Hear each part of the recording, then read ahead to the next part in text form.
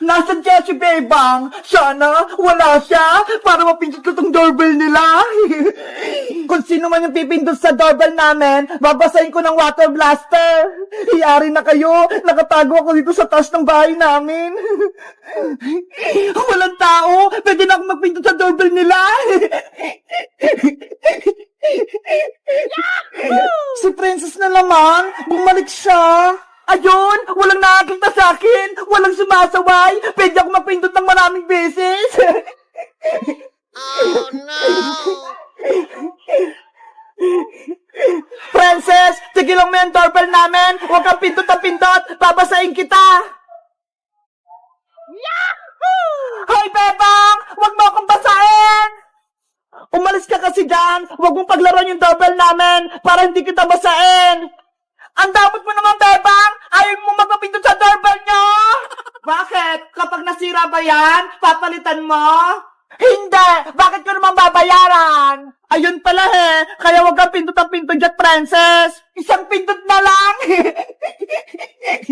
Makulit ka talaga, ha? Eto pang sayo! Susumbong kita, Bebang! Lagi mo na lang akong binabasa! Di magsumbong ka. Ikaw naman yung may kasalanan Nanay! Si Princess, lagi na lang nagsusumbong. Hoy, Bebang! Anong ginawa mo kay Princess? Si Aling Tere, andyan agad. Nay, si Bebang po. Binabasa niya ako ng water blaster niya. Ikaw, Bebang, lagi mo na lang inaawa yung anak ko. Bakit? Ano kasalanan sa'yo ng anak ko? Kasi po, Aling Tere, si Princess, makulit siya. Lagi niya pinipindot yung doorbell namin.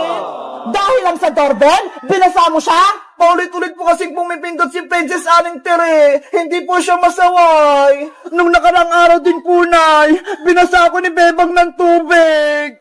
Tignan mo, Bebang, habang tumatagal, sumasama na yung ugali mo. Lagi mo kinawin si Princess. Sorry po, Aling Tere. Hindi na po mauulit. Mabuti nga sa'yo, Bebang. Napagalitan ka ni Nanay. Princess anak, okay ka na ba? Napagalitan ko na si Bebang. Nay, gusto ko pong magpindot sa doorbell nila, Bebang. O sige na, magpindot ka na sa doorbell. Ako nang bahala sa'yo. Hindi ka nababasahin ni Bebang. Yay! Makakapindot na ako! Lagot kayo kapag nagising si Nanay. Ayaw niya pa naman ng maingay. Ang saya mapindot ang doorbell. Hindi na ako babasahin ni Bebang. Sinong nagpipindot ng doorbell? Natutulog ako Mga istorbo.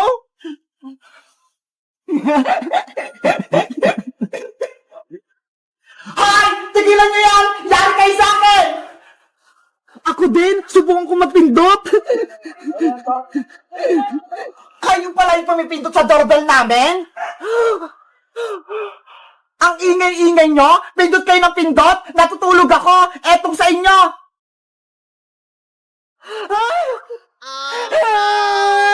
Napasa ako! Nay! Si Alex si Tam! Binusan po ako ng tubig!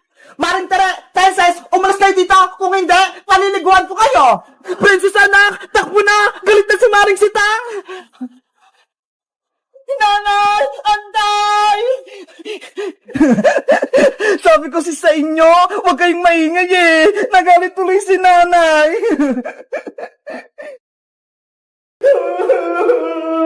Yung bagong marshmallow! Kinain ni Princess! Bebang, tama na! Huwag ka lang umiyak! Nandito na tayo sa school! Baka marinig ka pa! Kasi wala akong pagkain mamayang recess ka Naubos na! Ikaw kasi Princess, no? Ang sabi kasi ni Bebang, hati kayo sa marshmallow, pero kinain mo lahat. Bebang, sorry na! Huwag ka nang umiyak! Ito bigyan kita ng piso! Palitan mo yung kinain kong marshmallow! What? Ano? Piso lang yung ibibigay mo, Princess? Ang haba kaya nung marshmallow kinain mo! Kaya dapat 10 pesos yung ibibigay mo! Hala! Ang mahal naman! Huwag ko na nga lang bayaran! Pambili ko na lang ito ng candy mamaya! Princess! Ikaw, Princess, pinaiyak mo pa si Bebang. Ikaw na nga may kasalanan Babayaran ko na nga. Ayaw pa niya.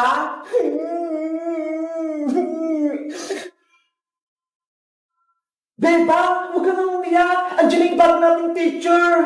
Good morning, class. Good morning, teacher. Good morning, teacher. Good morning, teacher. Bakit may umiyak sa class ko? Ano nangyari sa'yo? Nag-iingay si Bebang teacher kasi wala po siyang baon. Nako. Bawal ang iyakin dito sa may classroom ko. Kaya, sige lang nang iyak mo. Opo. Napagalitan.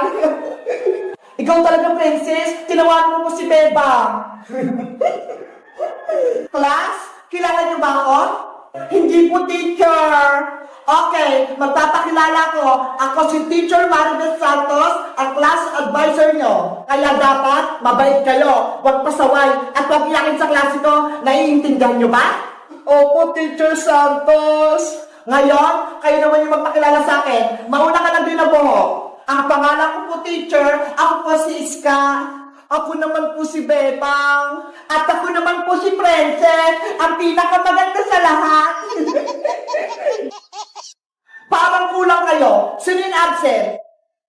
Naku, late na ako. Nagsimula na yung klase. Good morning, teacher. Stop! Diyan ka lang. Bakit late ka, Ino? Sorry po, kasi hindi ako nagising ng maaga eh. Dahil late ka, may parusa ka. Tatayo ka dyan sa tabi ng pinto. 1 oras. Ngayon na. Oh, no! Si Bayang, tinataya! Yari ka sa akin, princess, mamaya, kapag uwian. Teacher Santos, si Bayang pa nagbabanta sa akin. Bayang, tumayo ka dyan na maghapon. Naintindihan mo ba? Opo. Ano ba yan? Yari, Bebang, yung bago nating teacher, sobrang tapang, pinatayo niya si Boyong. Oo nga, Iska eh. Sana hindi tayo paglitin ng Teacher Santos. At sino naman yung maingay dyan? May narinig ako nagbubulong-bulong Si Bebang po, teacher, nakikipagkismisan. Bebang, tumayo ka rin. Samahan ko si Barb sa may pintuan. Opo, teacher. Oh, no! Buti nga sa'yo, Bebang. Guys, may bago kaming teacher. Ang pangalan niya, si Teacher Santos. Kaso, sobrang tapang niya. Kayo guys, mabait ba o matapang yung bago ng teacher? Anong pangalan niya? Mag-comment lang kayo. Bye-bye! Princess! Gising na!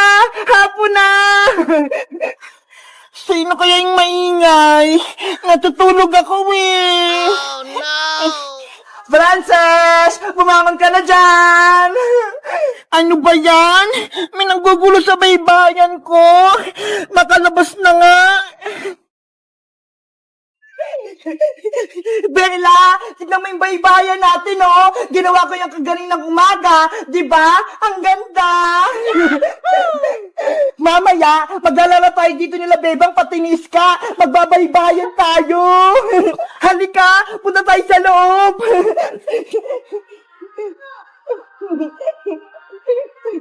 Wow! Diba? Ang lawak dito. Matutulog muna tayo habang inaantay natin si Bebang pati si Iska. Diyan ang pwesto mo. Dito naman ako. Para magkatabi tayo, isasara ko muna yung pinto para walang makapasok.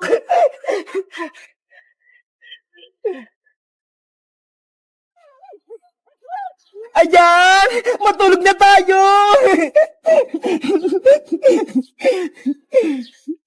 A few moments later. Bebang, antay!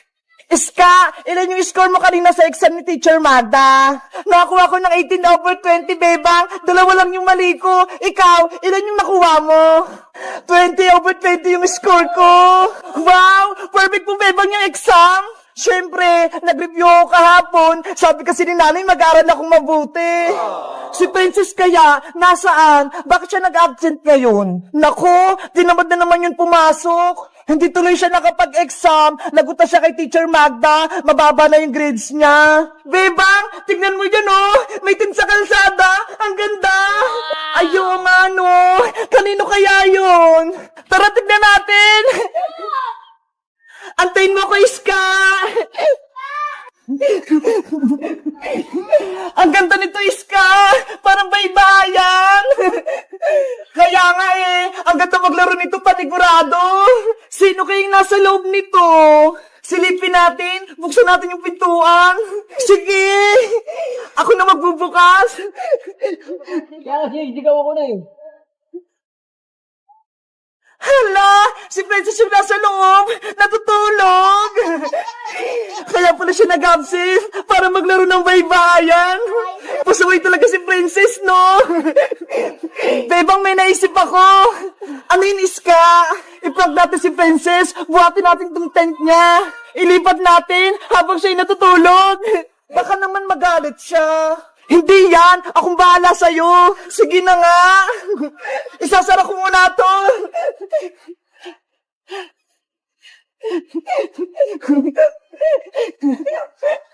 Ready? Get set! Buhat! Oh no! Ang bigat naman ni Princess! Huwag kang maingay, Bebang, para hindi siya magising. Saan natin siya dadalhin, Iska? Doon o, sa gilid ng kanal. Lagot talaga tayo nito kay Princess. Magagalit yun. Ayan! Dito na, Bebang! Gisingin na natin si Princess! Princess! Gising na! Hapon na! Sino kaya yung maingay? Natutulog ako eh! Frances! Bumangon ka na dyan! Ano ba yan? May nanggugulo sa baybayan ko! Makalabas na nga! Bebang, ayan na si Princess! Lalabas na ata! Ah! Ano to? Bakit natatapat ako ng kanal? Si Princess! Muntik na mahulog! Hayes ka! Bebang! Kayo ba naglipat ang baybayan ko? It's a prank lang yun, Princess! Nagulat ka, no? Ang sama-sama nyo! Muntik ka na ako mahulog dito sa kanal! Sorry na, Princess! Binibiro ko lang namin eh! Ayaw ko na sa inyo! Hindi ko na kayo bati! Hindi ko na kayo palalaroin sa baybayan ko! Sorry na, Princess! Gusto rin namin maglaro niya sa baybayan mo! Papasukin mo na kami dyan! Ayoko nga! Hindi ko na kayo mga kaibigan! Sabi ko sa'yo, Iska eh! Magagalit sa atin si Princess! Ayun tuloy, nagtampo na siya! Hello guys! Magandang araw! Ako si Bebang! Si Princess, may maganda siyang tinto! Ginawa niyang baybayan! Kaso, ayaw niya kaming kalaro ni Iska kasi may kasalanan kami! Ano kayang ibibigay namin kay Princess para palaruin kami sa tent niya? Mag-comment lang kaya para sa part 3! Bye-bye!